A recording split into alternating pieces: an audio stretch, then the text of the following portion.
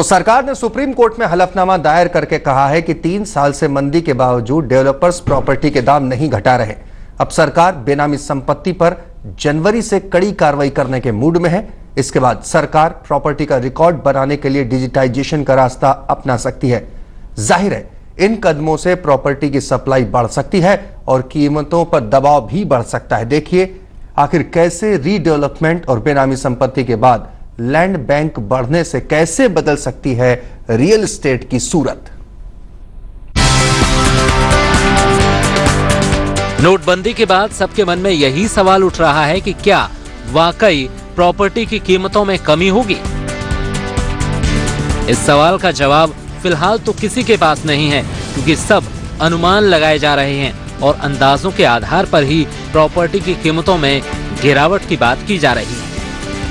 लेकिन इसी बीच सरकार ने सुप्रीम कोर्ट में जो हलफनामा दायर किया है उसने जरूर प्रॉपर्टी की कीमतों में गिरावट की संभावना बढ़ा दी है। दरअसल सरकार ने सुप्रीम कोर्ट को बताया है कि 3 साल से रियल एस्टेट में मंदी का दौर चल रहा है और उसके बावजूद डेवलपर्स प्रॉपर्टी के दाम नहीं घटा रहे हैं। सरकार ने जो आंकड़े पेश किए हैं उसके मुताबिक उत्तर भारत में 5.5 साल की घरों की इन्वेंट्री मौजूद है।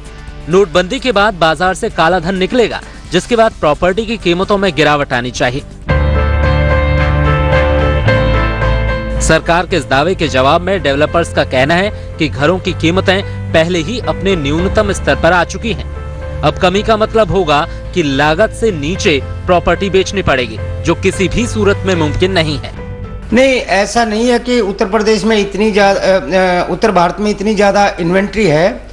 इतनी ज्यादा इन्वेंट्री नहीं है जैसा कि प्रोजेक्ट किया जा रहा है, और ना ही किसी प्रकार का कॉस्ट का इफेक्ट आने वाला है। उसके पीछे रीजन है। मैं एक लाइव एग्जांपल आपको देता हूं कि आप नोएडा एक्सटेंशन चले जाइए, आप लैंड कॉस्ट डालिए, एक्चुअल कंस्ट्रक्शन कॉस्ट डालिए, उससे नीचे कॉस्टिंग में तो आप फ्लैट बेचने लग रहे हैं। उससे नीचे कैसे जाएगा? यदि उससे नीचे जाता है तो वायबिलिटी खत्म हो जाएगी, फिर नोबडी कैन सर्वाइव। वो जिस एरिया में ये बात कर रहे हैं उस एरिया में लैंड कॉस्ट ऑलरेडी बहुत ज़्यादा है। कंस्ट्रक्शन कॉस्ट भी आज की डेट में ठीक ठाक आती है अगर आप प्रोजेक्ट बना रहे हैं तो। मेरे हिसाब से तो जो है प्रॉपर्टी के दाम तो कम हो नहीं सकते हैं, क्योंकि लैंड कॉस्ट तो उतनी रहेगी जितनी है और कंस्ट्रक्शन कॉस्ट भी उतनी रहेगी।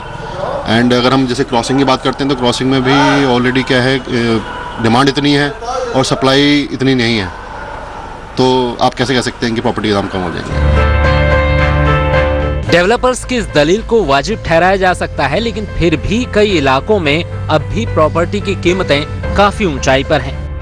उनमें कमी आने की उम्मीद सरकार के कुछ कदमों के बाद की जा सकती है। अनुमान लगाया जा रहा है कि सरकार जनवरी में बेनामी संपत्ति के ऊपर वार शुरू कर सकती है। अगर ऐसा हुआ तो फिर काफी लैंड बैंक सरकार को वापस मिल सकता है। वापस मिली इस जमीन पर सरकार अफोर्डेबल प्रोजेक्ट्स लॉन्च कर सकती है।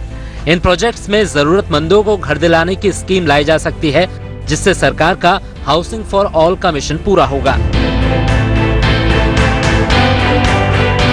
जाहिर है अगर ऐसा हुआ तो फिर प्रॉपर्टी की सप्लाई में इजाफा होगा और इससे कीमतों पर और दबाव पड़ेगा। हालांकि डेवलपर्स का कहना है कि अफोर्डेबल हाउसिंग और डेवलपर के प्रोजेक्ट्स की आपस में तुलना करना गलत है।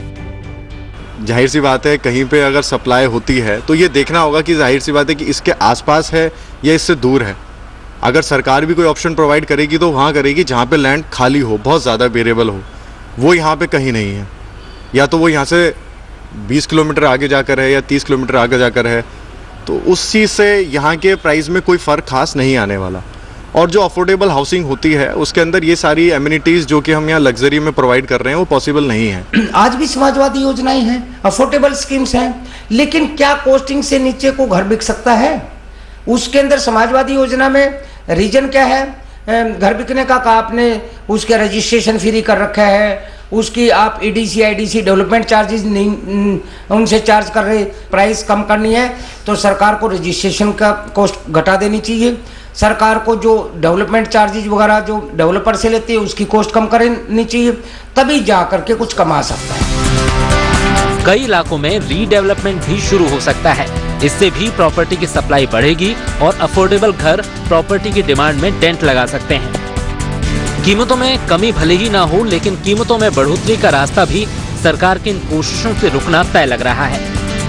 बेनामी संपत्ति पर लगाम लगाने के लिए सरकार तमाम तरह की तैयारियां कर रही है। हरियाणा में बिजली के बिल को आधार कार्ड से लिंक किया जा रहा है। मकान का कनेक्शन मकान मालिक के नाम पर होता है। इससे पता चल जाएगा कि एक आदमी के नाम पर कितनी प्रॉपर्टी है। इससे सरकार प्रॉपर्टी रिकॉर्ड का डिजिटाइजेशन कर लेगी। इसके साथ ही सरकार की योजना ई पासबुक को भी आधार कार्ड के साथ लिंक करने की है। इसके बाद सरकार प्रॉपर्टी के सोर्स के बारे में भी पूछताछ कर सकती है। फिलहाल 50 लाख से ज्यादा कीमत की प्रॉपर्टी के बारे में ही आयकर विभाग को सूचना देनी पड़ती है। इसे हर प्रॉपर्टी ट्रांजैक्शन के लिए जरूरी किया जा सकता है।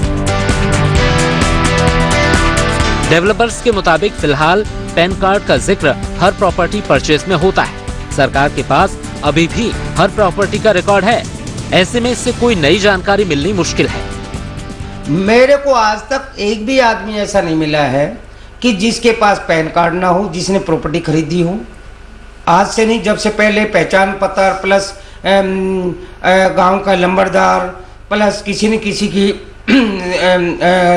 गवाह के रूप में पेश किया जाता था। उसके बाद में पैन कार्ड और आपका वोटर आईडी कार्ड प्लस एक विटनेस होता है।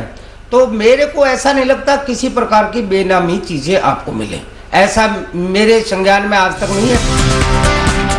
इससे नई जानकारी भले ही ना मिले, लेकिन पुरानी प्रॉपर्टीज का रिकॉर्ड बनाने का मौका सरकार को मिल सकता है। बिजली बिल की तरह पानी का बिल भी आधार कार्ड के साथ लिंक किया जा सकता है। इस सब की वजह से प्रॉपर्टी की कीमतों में बढ़ोतरी के आसार भी कम हैं, क्योंकि डिजिटाइजेशन के बाद सरकार के पास हर प्रॉपर्टी का रिकॉर्ड होगा। इसके बाद सरकार प्रॉपर्टी की खरीद फरोख्त के लिए ये नियम भी लागू कर सकती है कि जो प्रॉपर्टी उनके रिकॉर्ड में दर्ज है उसका ही सौदा हो सकता है। ऐसी सूरत में लोगों के लिए कई प्रॉपर्टीज खरीदना और काले धन को खपाना मुश्किल हो जाएगा। इसका सीधा असर प्रॉपर्टी की डिमांड में कमी के तौर पर सामने आ सकता है। आदित्य के राणा, दिल्ली, आज तक।